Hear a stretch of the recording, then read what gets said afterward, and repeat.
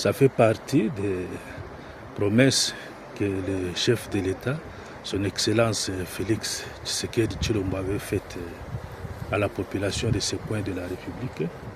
Donc la vétusté de ces ponts que vous voyez derrière moi faisait en sorte que la mobilité sur ces coins était devenue très difficile pour toutes ces populations. Aujourd'hui nous sommes venus, nous avons lancé les travaux. Il faut accorder quelques temps pour que les ponts soient remis à l'État avec en revêtant une nouvelle robe. Donc c'est un pont fait des éléments que nous avons, comme nous le faisons pour tous les ponts que nous sommes en train de lancer ça et là à travers de la République. Il est fait des éléments, des ponts matières que nous sommes en train d'acheter auprès de la société matière SA à Aurillac en France. Donc c'est un processus, un programme qui couvre tout l'ensemble de la République.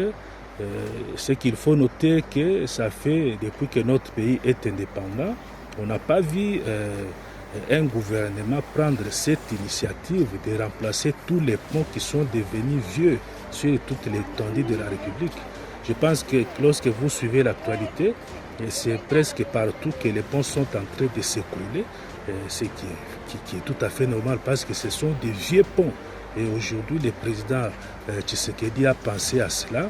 Il est en train petit à petit de remplacer ces ponts qui sont devenus trop vieux pour permettre à ce que nos populations se déplacent comme il se doit, pour permettre à ce que les échanges commerciaux, les échanges culturels soient maintenus au profit de toutes nos populations.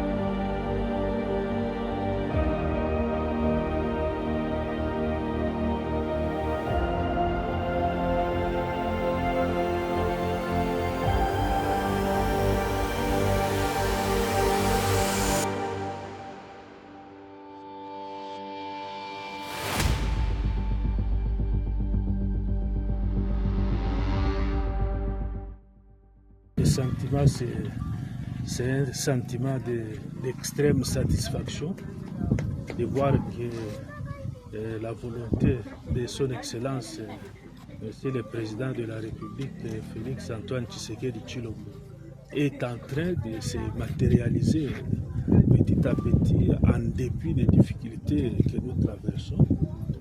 Il y a quelques mois, nous sommes venus remettre à ces points de passage les éléments des ponts en vrac. Cet ouvrage n'existait pas encore et j'avais promis devant les chefs coutumiers que nous avions rencontrés à cet endroit que nous sommes venus pour remettre ces points de passage en l'état, de sorte que nos populations commencent à circuler normalement au lieu de faire les contours pour ceux qui sont habitués à circuler avec les véhicules. Aujourd'hui, c'est chose faite. Ce pont est remis à l'État et nous demandons à toutes les populations de ces coins de la République de les protéger.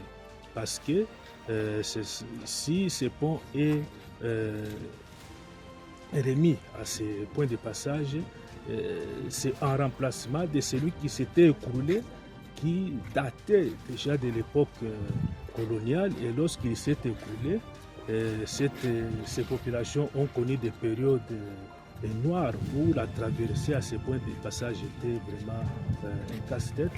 Aujourd'hui, l'ouvrage est là, donc nous demandons à tout le monde de les protéger pour que sa longévité soit assurée.